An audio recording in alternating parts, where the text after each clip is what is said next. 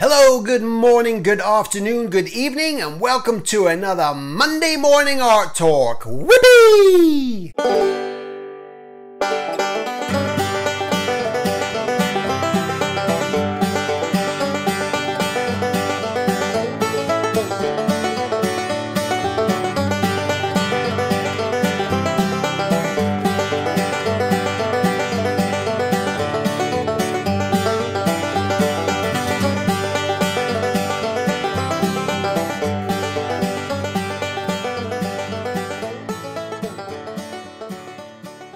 Alright, so there's a cool light coming in through here as I'm doing this. It's about 4 o'clock in the afternoon, and I thought, oh, that looks pretty cool.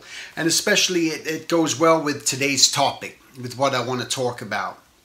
And what I want to talk about today is just the other day two days ago, I went to a funeral of a family friend, and she was older. I don't know her exact age, but what happened about a couple years ago, out of the blue, she had a stroke in the shower, and then she was taken to the hospital, and she never recovered really. So she never really got better. She came in and out of consciousness, but she was bedridden for 2 years, and now she's moved on. And, you know, it's always just a reminder, just more and more, every time we hear about death or face it or encounter it, a lot of times we're detached, especially when we watch the news these days. And you look at that and you realize that, God, that's horrible. Thank God it's not me. Or thank God it's not someone I know. And that's what you always just, we don't really have a true connection. But it's one thing we know for sure with all of us, that at some point this is going to come to an end. Okay? It's going to come to an end, and the awareness of that, which is always just bizarre to me when we think about the fact that we live and we embrace it, but there's everything else will die, but eventually it's going to happen to us too.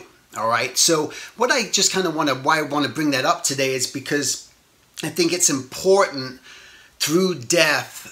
What our lesson should be is to learn that there is life, and to just embrace it and enjoy it, and just keep, as long as you're moving, as long as you're getting up and you're moving and you're trying to make something happen. And just once again, I want to say timing.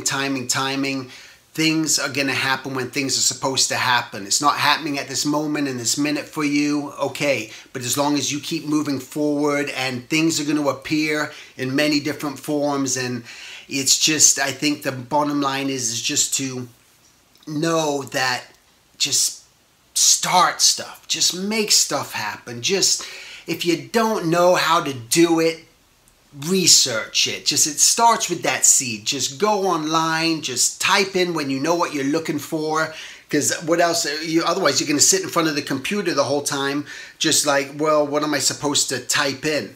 And it's amazing, if you don't have the word to know what it is you're trying to get into, well, then that's the first thing you got to do, is discover, well, what am I trying to do? And then start to research it, but to live and to enjoy this process, and know that all the experiences we've had. I was thinking about the experiences I had when I was just working as a grocery store bagger, and then I was working in the coffee section, and I was making sandwiches at another place, and I was got fired from 2 jobs. Worked in the kitchen of a Italian restaurant washing dishes. As my first job, I had a paper route where every morning I got up every morning about 3, 4 in the morning and would deliver all the papers. And I think about all those experiences, and as I look back on my life, and I go, you know, I never really looked at any of them as like this burden, or that I can recall. Nothing stuck with me, so it never affected me if it did. But I never looked at anything as like a burden. I think I always looked at everything I've done as an experience. And I think if we can look at things as an experience and just treat it as that, what you're going through right now is an experience. And how are you going to solve that puzzle? We love solving puzzles. You know, everyone plays games and they have their apps and everything else. And I think that's what we're just trying to do here, is just solve that puzzle, but you gotta just act on it and just do stuff, all right? And again, just experience. That's what we're here. Embrace it. I know some people have it worse than others, and but we've all we're going through there. We've been through it, the experience, and start to discover how can you get out of it. What would be some logical steps I can take to sort of move myself to the life that I want to live? And you just keep moving down that path. And again, you're going to keep getting distractions, and stop being afraid of them.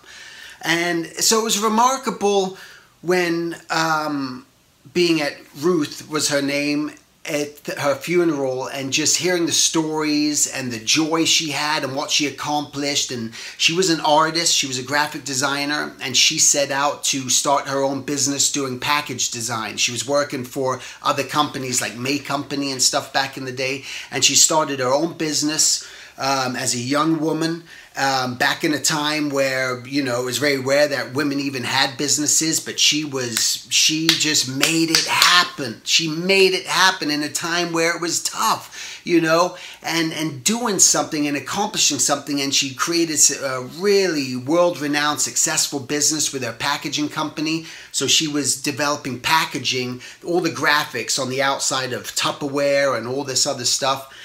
Just, you know, great, and just, you know, had fun, just was a great grandmother, great mother, worked hard, played a lot of games and cards, and that was her life, and that's what she did, and now it's gone, now it's over.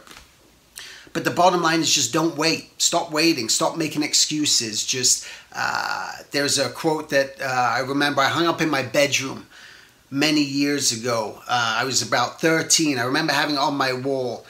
And I don't know where I got it from, but it said, "Life is a party to which you have been invited.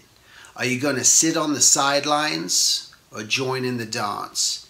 And that's what I'll leave you with. All right, make it a great week.